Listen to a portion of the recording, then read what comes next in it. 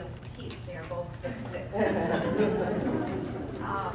Katie, do you think I might be able to have you advance my slide? Sure. Yeah. That would be awesome. I am so thankful you are here because we can't close the achievement gap in the schools without you. And we know there are really good caring hearts, and we know that the goal of IOCP is to access the heart and the will of this community and move all families forward. And I see little miracles happen every time I'm at Homework Club.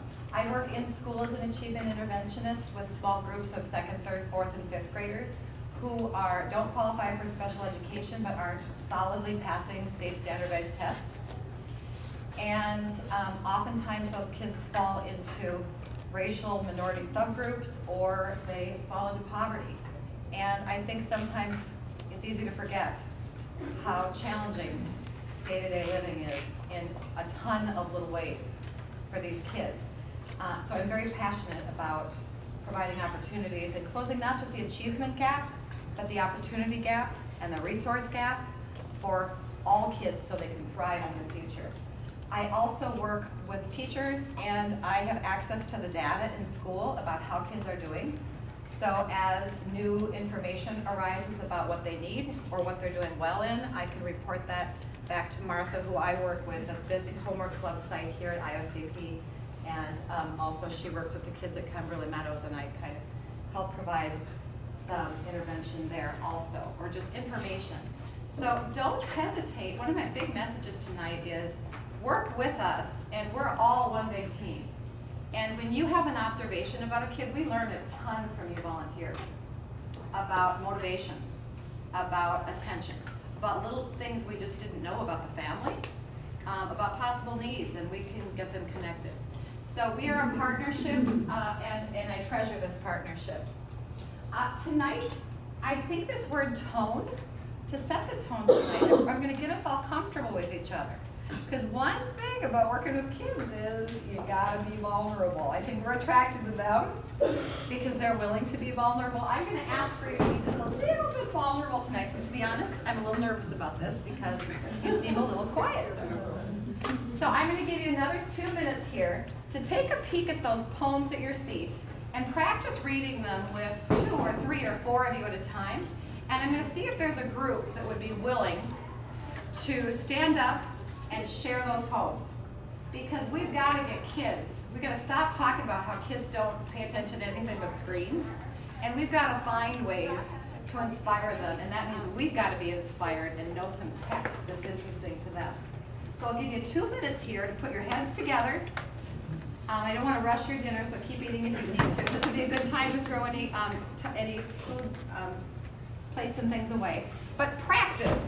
And I'm counting on somebody really being able to deliver us a poem in a serious tone, a silly or inspired tone, or possibly an angry tone. Or maybe it's a different tone than any of those. So practice, heads together. We have 2 choices. Yeah, I didn't. Couple choices. I haven't read the other So one. what should we pick? This one's shorter. Yeah, that's true. It's kind of sweet, isn't it, right away? But this one's funny. Yeah. It's like a joke. So which one? You want to read it? No? Are we supposed to go together? Well, we gotta talk about what the tone is here. I think it's like kind of mad, but also funny. I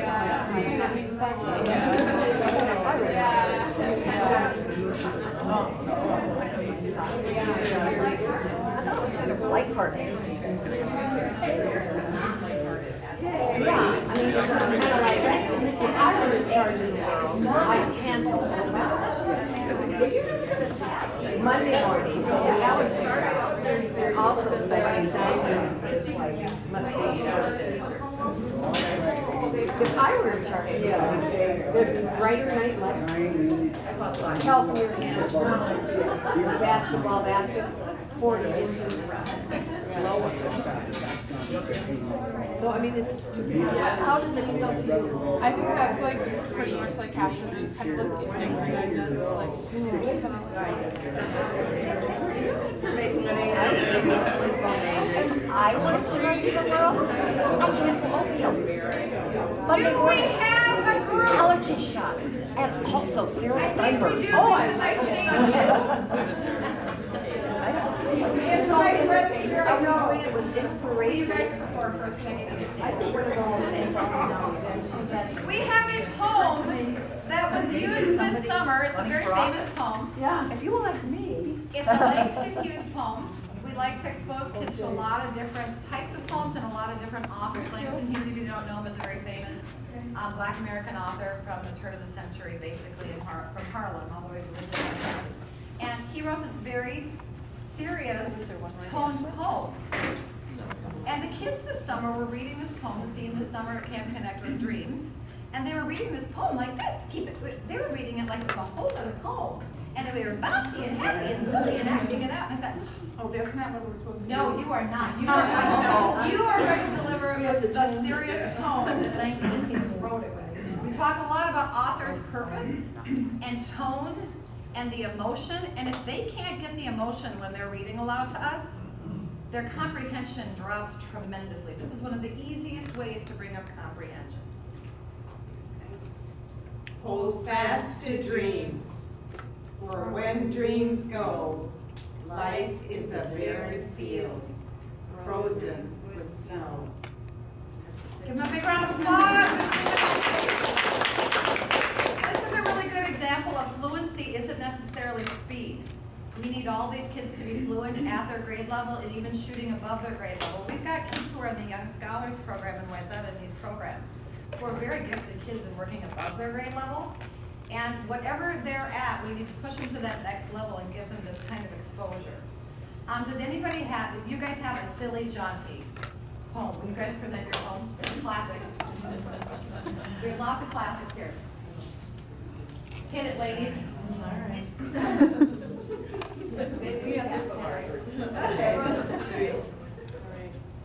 A peanut sat on a railroad track. Its heart was all aflutter. The 5:15 came rushing by. Toot toot, peanut butter. Big round of applause. We can't get silly with the kids. They're gonna miss the whole thing. Does anybody have a memory of reading with the grandma or grandpa or crazy uncle? That's who you are. That's what you're breathing into this that makes it memorable. Does anybody have one poem that's kind of inspirational in tone?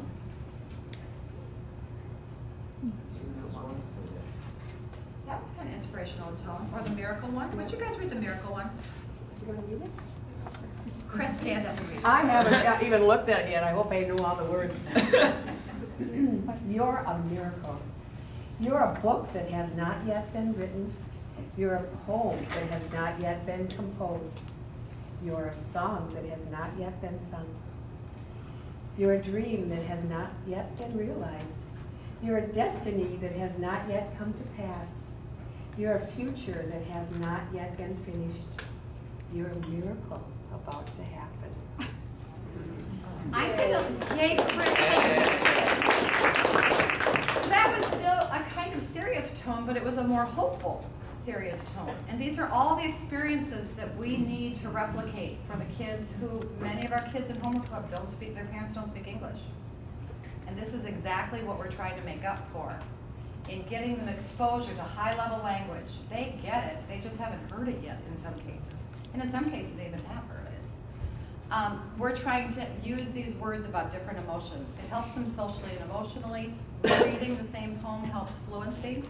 And they become more familiar with different genres and different types of poetry. And there are poems on the MCA test. And they will just about always ask the question, what is the tone of this poem? Or how is the voice in the poem feeling? Or who is telling this poem? So I encourage you, those are all for you to take home tonight, except this one Langston Hughes poem. And I encourage you to find poems like that and bring them to Homework Club. If you have a favorite, that sells. That sells big time. That connects to their heart. So take these poems, bring in your own poems. And poems are really short. and they don't take long, and they kind of tell a little bit about you. They're a safe venue for text. Tonight, we have a couple specific goals. There are 3 kind of learning targets here. We can, this Search Institute, which used to be with the University of Minnesota, gives a great framework and research on what makes a difference when you're mentoring. If I look up the 40 assets kids need to have to thrive and move on and live independent lives, and that gets overwhelming to look at 40 assets tonight, but there are 5 things that a developmental relationship has that I want to spend a little time opening up with, because when Katie and I talked about what we see might be needed, we realized that we really need to get the message out that CONECT and IOCP is more than just about supporting families. We have a doodle that we have here at IOCP. I'm also on the IOCP board, that we're going from stabilizing families to strengthening families to helping families thrive. And families come in all different places on that continuum. For us to help the kids thrive, we do more than just support and care for them. There are 3 other elements, and that's listed. It's listed on the screen for you, and it's also listed in the 5 boxes on the yellow paper in front of you. Basically, in a developmental community, even the 15% of kids in the Wayzata School District who are on free and reduced lunch, all young people are surrounded by people who express care, challenge growth. You know them, you can challenge them in little teeny ways and hold to high expectations. We have high expectations. Provide support, share power, give them choices, teach them to make decisions and advocate for themselves, and expand possibilities by sharing parts of your life. We have a 9th grader who was being tutored by a person who has a teaching degree and had a million questions.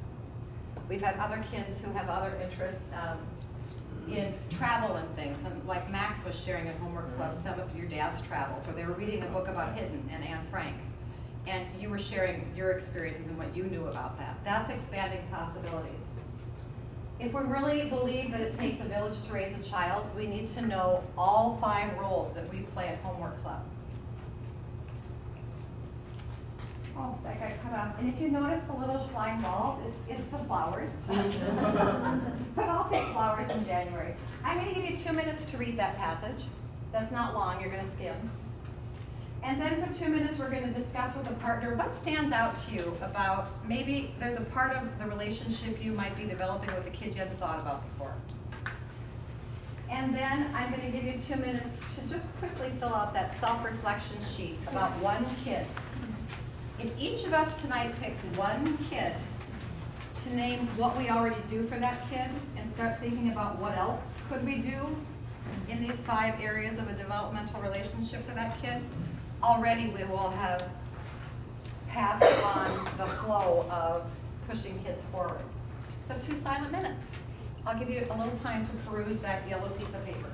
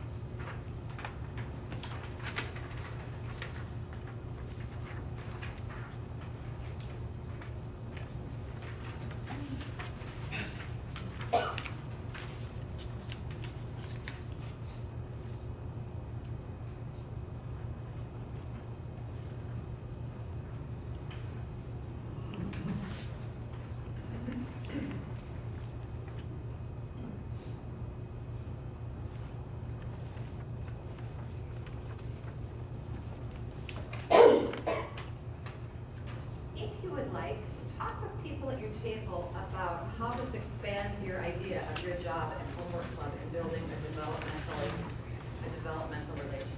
Is there anything that stands out to you or surprises you or challenges you? Any thoughts are okay. Are you guys working? Are you doing? Have you started yet? Do you have everything? So you can start.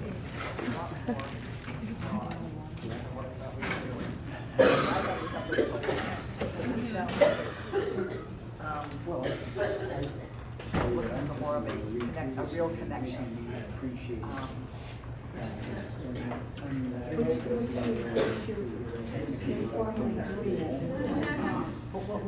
sort of a role model.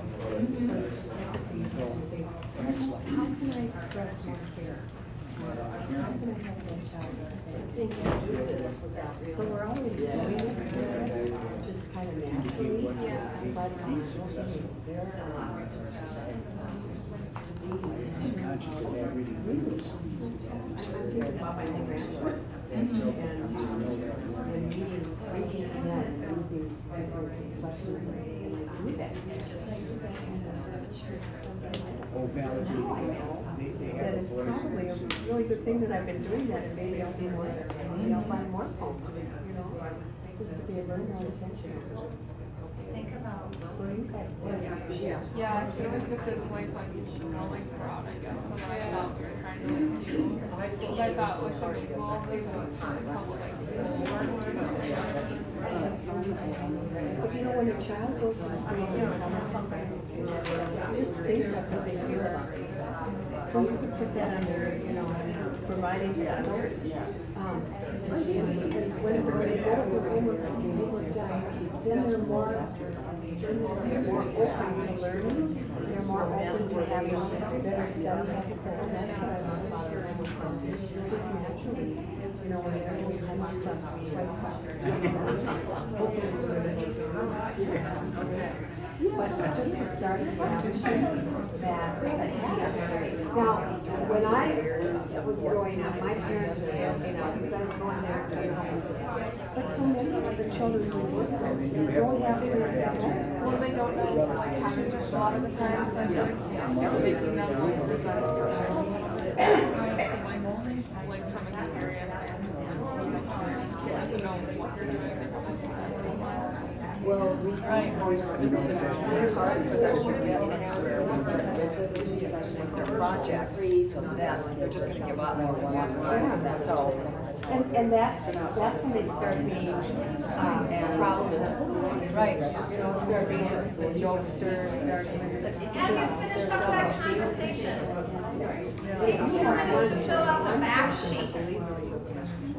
Take 2 minutes to just think about one kid on that back sheet. Does everybody have a writing utensil?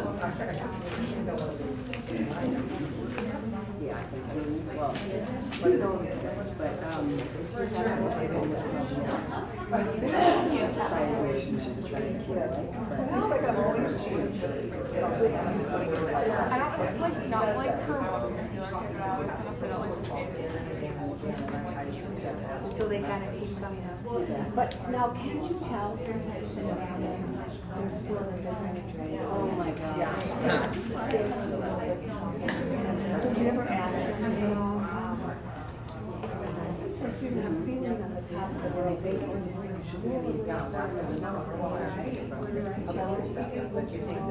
so just starting a conversation, just notice. Notice the bottom question on the screen. There's so much homework to do in so little time. Let's We have get to it get done. right at it. Gotta get it done. Yeah. But As that's we all fill this out, just keep in mind that bottom now what we're question. trying to say is we're trying to just make another step further, you know, so it's more than homework. And it's more than homework. It's when the kid comes in and they kind of add, just noticing it. I have a child so tired when he watches their screen because he's probably struggled all day long. So sometimes it's all right to get on the lead time. You know, what are you thinking of? Yep.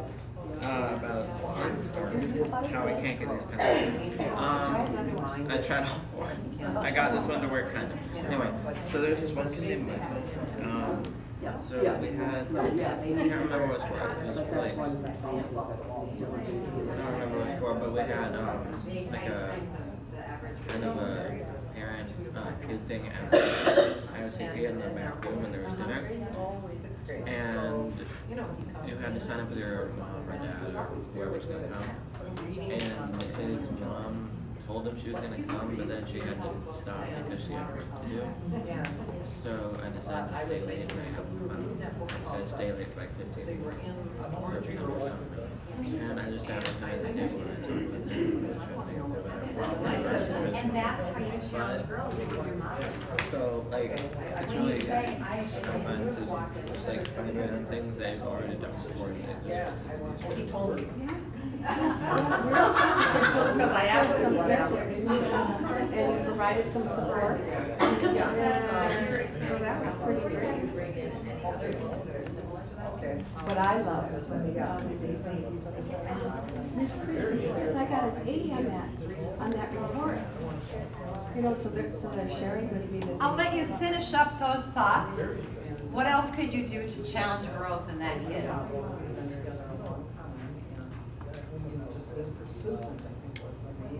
What do you mean by sharing?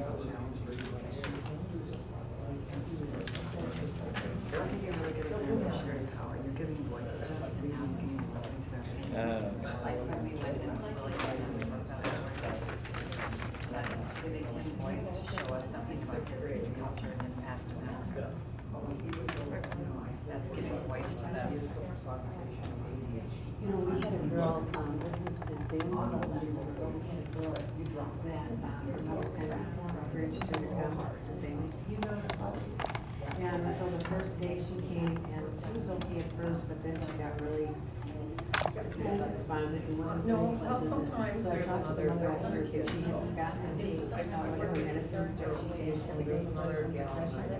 And so I said to the mother, we really like this, and come back and try it. And she did.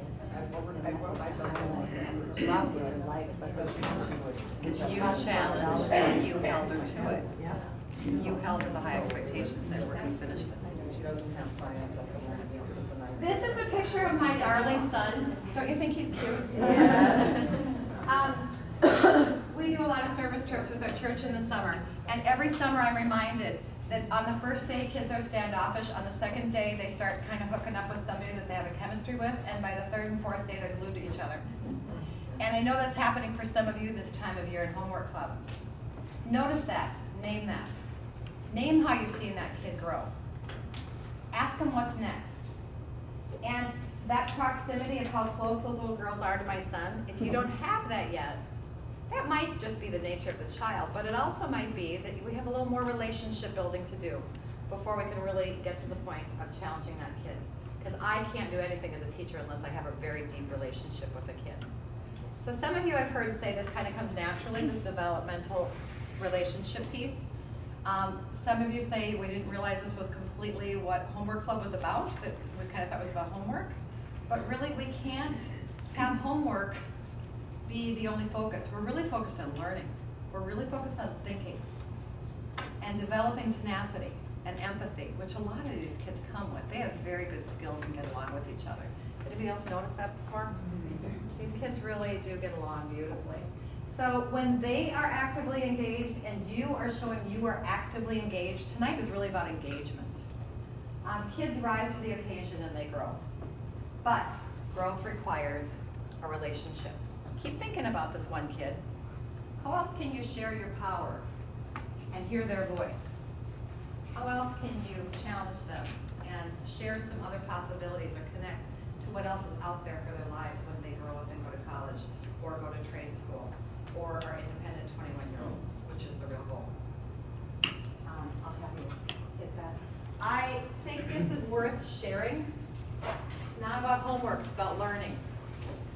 And the National Urban Alliance, an organization that's whole goal is to close the nation's achievement gap between children in poverty and minority children, is to point out that learning is equivalent to or kind of the same as, well, what's required is understanding.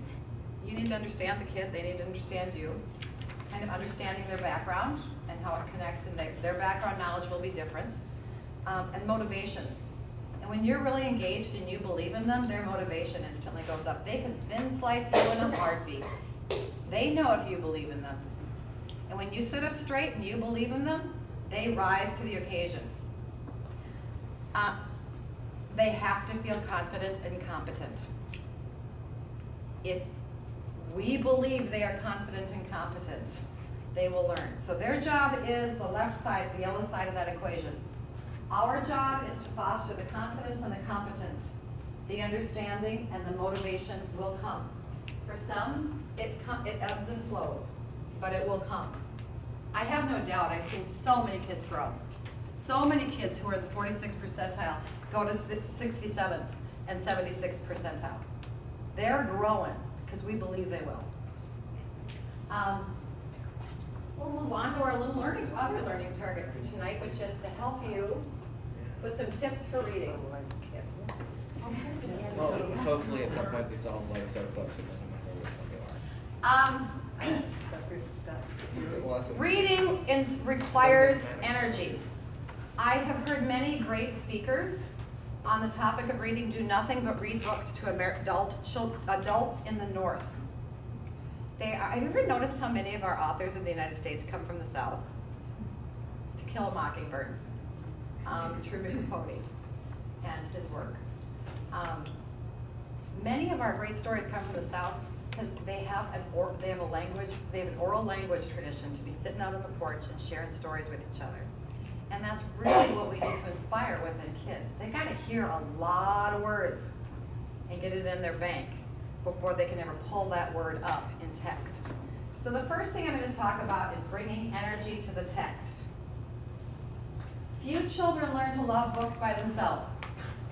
Someone has to lure them into the wonderful world of the written word. Someone has to show them the way. Do you ever just drive up to a movie theater and think, I'll go to a movie today, and just pick out a movie and go to a movie? And yet that's what we expect kids to do. I think I'll just go pick out a book today, and I think I'll love it. We go to movies that our friends talk about. We go to movies that we've heard other people at parties talk about, or that we've researched and found out something ahead of time. And we've seen the trailer. That's what we need to provide for kids when it comes to reading. So, I'll have it over. The first step is to